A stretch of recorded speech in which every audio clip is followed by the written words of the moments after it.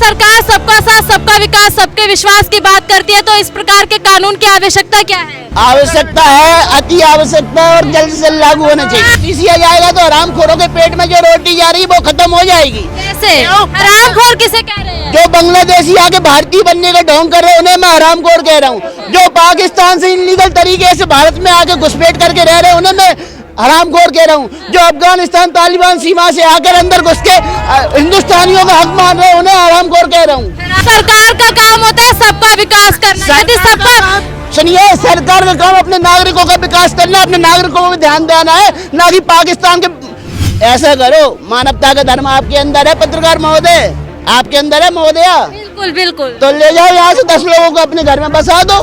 जब आप बांग्लादेशी तालिबानियों को सपोर्ट करने आएंगी, उनके फेवर का सवाल करेंगी, तो मैं भी तो आपको बांग्लादेशी ही कहूँगा।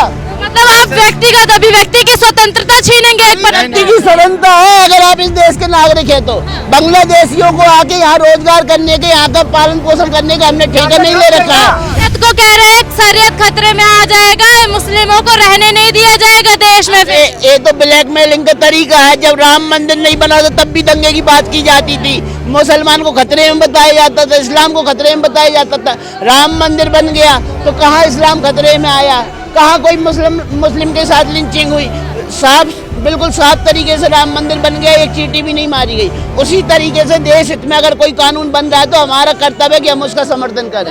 यह न पंजाबी अल्पसंख्यक, पारसी अल्पसंख्यक, मुस्लिम समुदाय अल्पसंख्यक नहीं। इसी के सहारे जो भारतीय जनता पार्टी है, चाहे जो देश में सत्तारूढ़ पार्टी है, वो मनुवाद को परोस रही है हर जगह पे। अब एक देश एक कानून में मनुवाद कहाँ से आ गया? ये तो हिंदू रीति रिवाजों को थोपा जाएगा। कहा हिंदू रीति रिवाज कहाँ से थोपे जाएंगे? एक देश एक कानून, देश का कानून मतलब आपका कानून।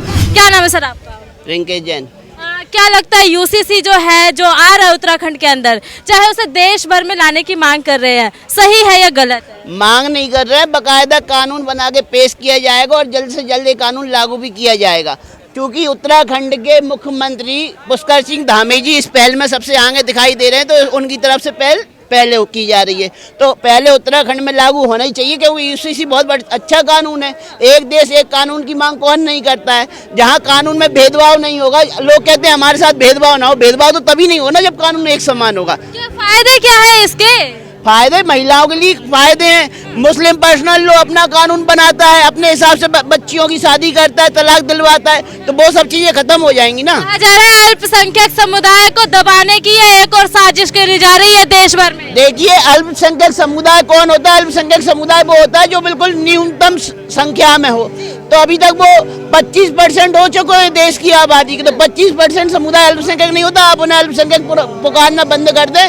वो 25 करोड़ से ऊपर की आबादी जिसे आप अल्पसंख्यक कह रही है, अल्पसंख्यक जैन है, पंजाबी अल्पसंख्यक, पारसी अल्पसंख्यक, मुस्लिम समुदाय अल्पसंख्यक नहीं। इसी के सहारे जो भारतीय जनता पार्टी है, चाहे जो देश में सत्तारूढ़ पार्टी है, वो मनुवाद को परोस रही है हर जगह पे। अब एक देश एक कानून में मनुवाद कहाँ से आ गया?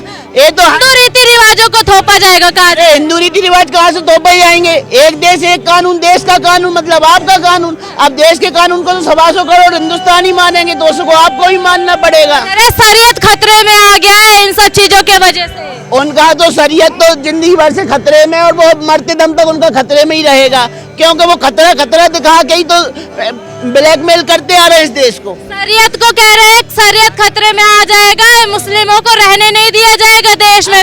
ये तो ब्लैकमेलिंग का तरीका है। जब राम मंदिर नहीं बना था तब भी दंगे की बात की जाती थी, मुसलमान को खतरे में बताया जाता था, इस्लाम को खतरे में बताया जाता था। राम मंदिर बन गया तो कहाँ इस्लाम खतरे में आया, कहाँ कोई मुस्लिम के साथ लिंचिंग हुई? बिल्कुल साफ तरीके से राम मंदिर बन गया, एक चींटी भी नहीं मारी गई। उसी तरीके से देश हित में अगर कोई कानून बन रहा है तो हमारा कर्तव्य है कि हम उसका समर्थन करें। 2024 के चुनावों को देखते हुए ये सारी चीजें करी जा रही है हिंदुओं को रिझाने के लिए। हिंदुओं को रिझाने के लिए तो केवल राम भगवान ही काफी थे, और इस पार्टी को हिंदू समुदाय सनातनी 100 साल तक भी वोट दे सकता है राम मंदिर के मुद्दे पे।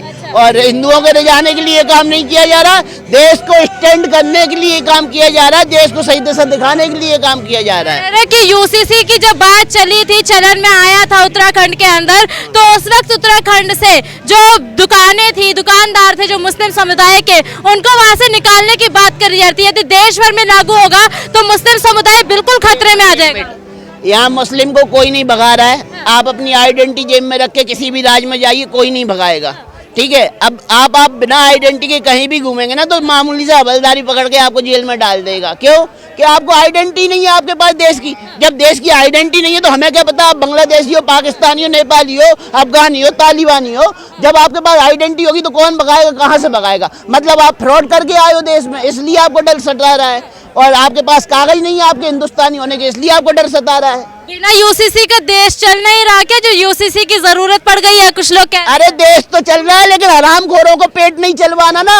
यूसीसी आ जाएगा तो हरामखोरों के पेट में जो रोटी जा रही है वो खत्म हो जाएगी। कैसे? हरामखोर किसे कह रहे हैं? जो बांग्लादेशी आके भारतीय बनने का ढोंग कर रहे हैं उन्हें मैं हरामखोर कह रहा हूँ। जो पाकिस्तान से इनलीगल तरीके से भारत में आके घुसपैठ करके रह रहे हैं उन्हें मैं हरामखोर कह रहा हूँ। जो अफगानिस्तान तालिबान सीमा से आकर अंदर घुस के हिंदुस्तानियों का हक मान रहे हैं उन्हें हरामखोर कह रहा हूँ। हरामखोर थोड़ी है, देश की जीडीपी में सहयोग कर रहे हैं, मजदूरी करते हैं, मेहनत करते हैं, इसको बर्बाद करने में सहयोग कर रहे हैं।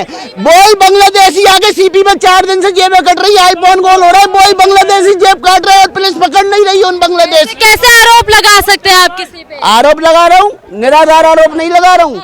आप यहाँ दिल्ली में क्या साक्ष्य है आपके पास? साक्ष्य दुनिया को पता है कितने बांग्लादेशी आके भारत में बसे हुए हैं। बंगाल की सरकार ने कितने इनलीगल बांग्लादेशियों को बसाया है, नेपाल से आके कितने बांग्लादेशी बसे हैं, इधर उधर से आके सबको हिंदुस्तानी मिल रहा है छत्र छाया। मानवता का धर्म अपना रही है ना सरकारें जो बसा रही है। ऐसा करो, मानवता का धर्म आपके अंदर है पत्रकार महोदय, आपके अंदर है महोदया, बिल्कुल बिल्कुल। तो ले जाओ यहाँ से 10 लोगों को अपने घर में बसा दो। यदि मेरे अंदर कैपेबिलिटी होगी तो जरूर लेके जाऊंगी भाई। बसा दो। सरकार का काम होता है सबका विकास करना। यदि सबका सुनिए, सरकार का काम अपने नागरिकों का विकास करना, अपने नागरिकों को भी ध्यान देना है, ना कि पाकिस्तान के आलतू फालतू लोगों को यहाँ लाके पालना है।